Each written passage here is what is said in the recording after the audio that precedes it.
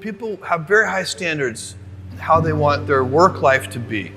And I said, look, if you can get your work life to be where you enjoy half of it, that is amazing, because very few people ever achieve that. Because the truth is, everything comes with overhead. That's reality. Everything comes with pieces that you don't like. You could be a Supreme Court justice and there's still going to be pieces of your job you don't like. Every job comes with pieces you don't like. And we need to say, that's part of it.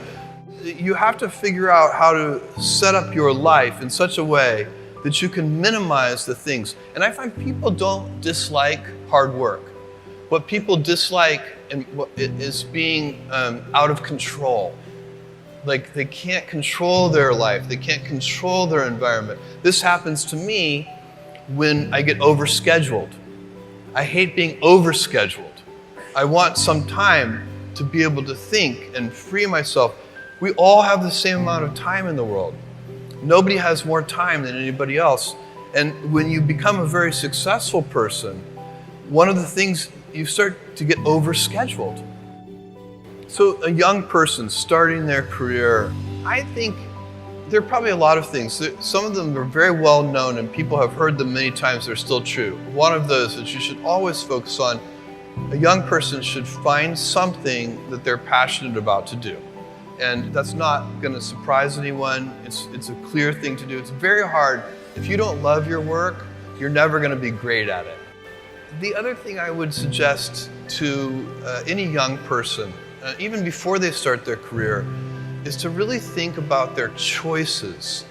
Because I find young people, and when I was young, I made this mistake too. You can get very fixed on your gifts. So everybody has gifts. You know, you have gifts and you have things that you didn't get gifted. Maybe you're extremely beautiful. Maybe you're extremely good at mathematics. There are a lot of things that you can be given. But those things can confuse you because they're not the things that construct your life. It's your choices that construct your life, not your gifts. You can celebrate your gifts. Be proud of them. Be happy of them. Actually, don't be proud of them. Be celebratory of them. But you can't be proud because they're gifts. They were given to you. You didn't earn them. You can only be proud of the things you earn. And so as I got older, I started to realize I wasn't proud of my gifts. I was always good at school. School was always easy for me. And I was always proud that I was a great student. I got A's in all my classes. I was good at math, all of that. And I thought that's who I was. But it's not true. Those are the things that are gifts. What was hard for me is deciding to work hard, deciding to use my gifts in certain ways, to challenge myself, to do things that I didn't think I could do, to put myself in uncomfortable situations.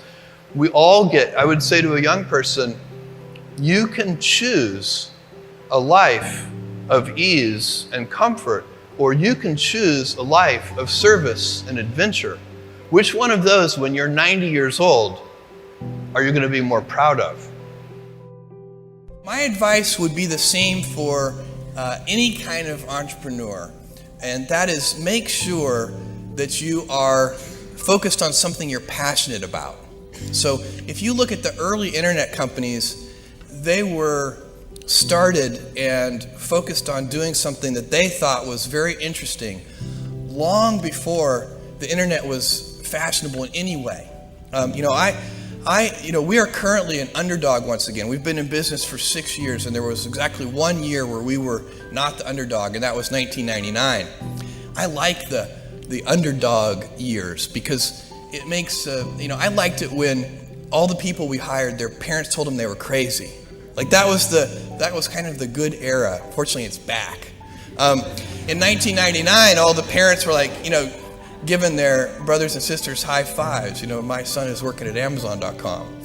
So that's a very, you can't follow the fashion when you're trying to do a startup company, or I think really anything in life. But you have to, as an entrepreneur, if you're gonna build a company, pick something you think is interesting that has the intersection of genuinely creating real customer value, and then just stay right there and let the wave catch you.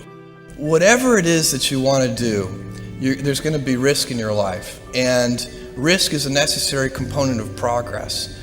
You can make any pioneering movements in the world of any kind, whether they be the geographical, physical exploration that I've just been talking about, or whether it be a more cerebral exploration of a scientific field.